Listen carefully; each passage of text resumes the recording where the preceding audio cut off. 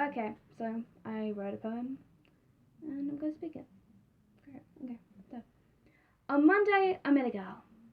She had perfect hair, same color as my own, ruffled to the point that I wanted to run my fingers through the layers simply just to soothe her. Ease that rising stress caused by insecurity, an insecurity that I could help take care of. Her eyes were rimmed red, a forest green color that I could find myself being drawn into. She had a nice smile, a light in my darkness, and she showed me a way out of it. On Tuesday I saw her again, in a shop that I was fond of. Looking at clothes that did not deserve her shape, she grabbed them by the hanger and held them to her front, trying to find a way to get them to stretch enough to fit before putting the article back. She shuffled the hangers along until she reached the end, disappointment changing her features before she moved on, undeterred. Her lips moved in some angry sort of mumble that I was too far away to hear. On Wednesday, I catch the girl in the photograph this time, and then I analyze her features carefully. The shape of her eyes, how one doesn't want to cooperate and tries to move to the other side, the slim nose with the ski slope shape, the curve of her lips when she smiles. She smiles like she knows things, like she holds all of your secrets. The light in her eyes is her reflection in the mirror behind me. She's confident, and she looks like a goddess that I can get into. Thursday, I look at her frame. It's short, curves in all the different places. There is no right place to put them.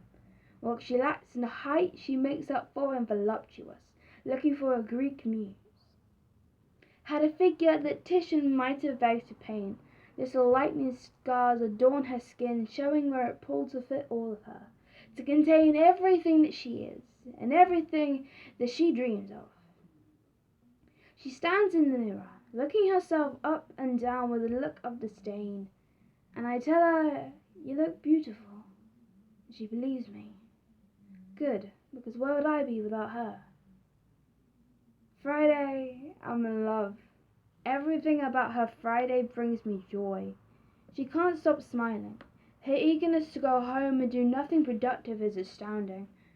The way she just lounges gracefully on her bed with her laptop or her book. She finds a song from her phone and gets up and sings without a care in the world. And no, I really don't care about the use of a cliche. Saturday, I realize that her joy is hard to come by. She is surrounded by others who live a different life to her. One that is filled with friends, a steady sleeping schedule, and lacks the ability to bring back memories from the dead and cry over them.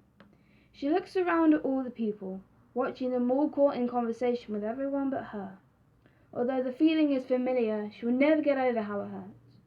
That feeling keeps her in her room, in her isolation, scared that she'll be alone forever.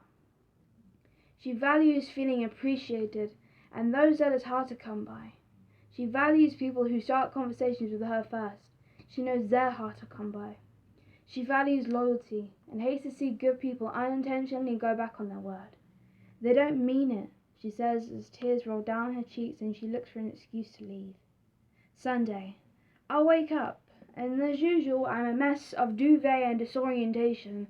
I sit up and rub my eyes, while I habitually look at myself in the mirror.